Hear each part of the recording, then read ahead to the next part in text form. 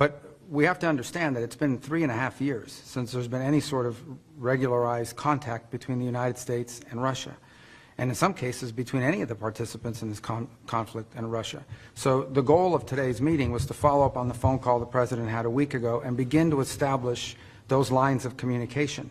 The work remains. Today is the first step of a long and difficult journey, but an important one. And President Trump is committed to bringing an end to this conflict, and as he said when he campaigned for president. And he wants it to end in a way that's fair. He wants it to end in a way that's sustainable and enduring, not that leads to another conflict in 2 to 3 years.